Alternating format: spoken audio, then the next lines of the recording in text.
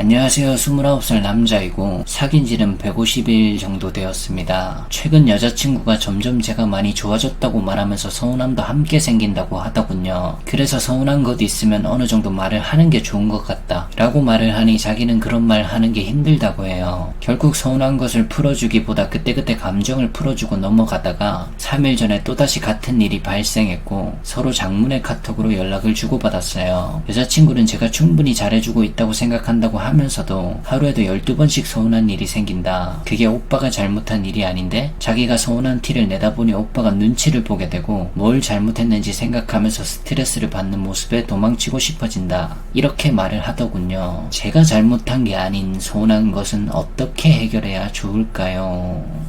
사실 그런 상황이 딱 미로 같은 겁니다. 여자분 입장에서는 서운함이 되게 많아지는데 내가 봐도 되게 애 같고 얘기하면 상대가 지칠 것 같기도 하고 또 너무 사소한 거라 얘기하기도 좀 어렵고 그냥 좀 알아서 캐치해주길 바라는 마음 같은 거거든요. 쉽게 말하면 기분 굴곡 같은 거라고 보시면 돼요. 왜냐하면 너무 복잡한 감정선이 얽혀 있어서 그러는 건데 그걸 남자분이 이해할 수가 없어요. 그리고 지금 같은 경우에 진짜로 잘못해서 서운한 게 아닌 경우에요. 사연을 전적으로 제가 믿으니까 그 경우에는 딱히 내 잘못도 아니고 상대의 사소한 서운함일 확률이 매우 높기 때문에 남자분이 여자친구를 걱정하고 생각해서 서운한 걸 좀 얘기해봐라, 좀 이렇게 잘 구슬려서 다 들어주겠다고 말을 하고 이야기를 듣더라도 기분이 확 나빠질 확률이 매우 높습니다. 왜냐면 사소한 서운함이란 기준 자체가 누구나 얘기할 수가 있는 거거든요. 나도 나를 잘 살펴보면 복잡한 감정선이 얽힌 서운함을 찾을 수 있어요. 찾으려면. 근데 나는 그런 걸 스무스하게 넘어가는 상황일 거란 말이에요. 그럼 상대가 그런 얘기를 하면 당연히 기분이 나빠요. 땡깡 피운다는 생각이 바로 들 겁니다. 그래서 남자들이 제일 듣기 싫어하는 서운한 부류가 딱 3가지 정도인데 이건 여자분들도 감정적으로 거의 알아요. 자기 스스로가. 첫째로는 본인도 얘기 꺼내기가 너무 쪽팔리는 서운함. 둘째로는 내가 서운한 게 맞긴 한데 딱히 상대 잘못은 딱 집어서 없는 경우. 셋째로는 그저 감정 기복에 따른 서운함입니다. 이 3가지를 남자들이 엄청 싫어해요. 왜냐하면 남자 입장에서도 해결책이 없어요. 그래서 이런 고민을 남자분이 친구 누구한테 얘기를 하면 아니 감당 안 되면 그냥 헤어져라 이렇게 말할 것이고, 여자분이 또 자기 친구한테 고민을 얘기하면 더 잘 맞는 사람 만나라 뭐 이러겠죠. 결국 그냥 헤어지라고 할 텐데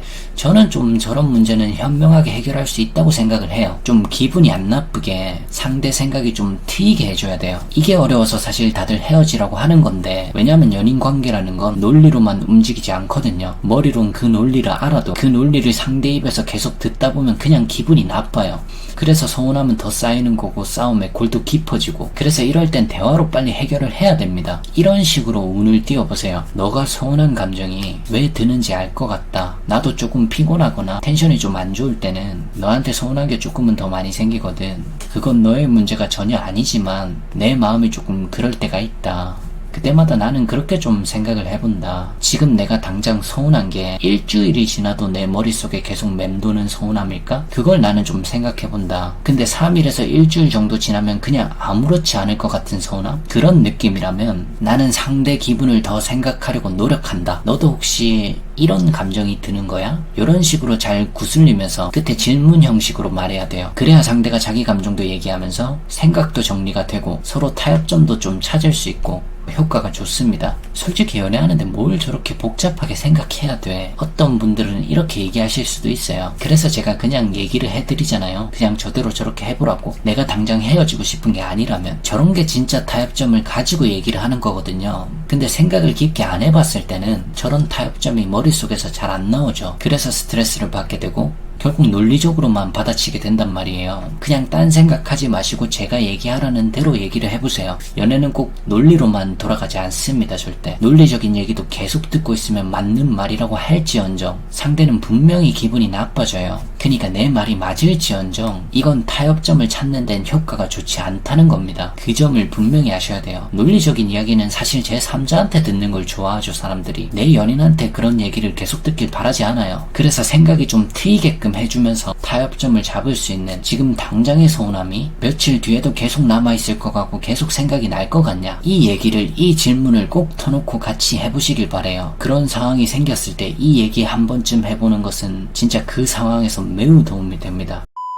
영상이 도움이 되셨다면 구독하기와 좋아요 부탁드립니다.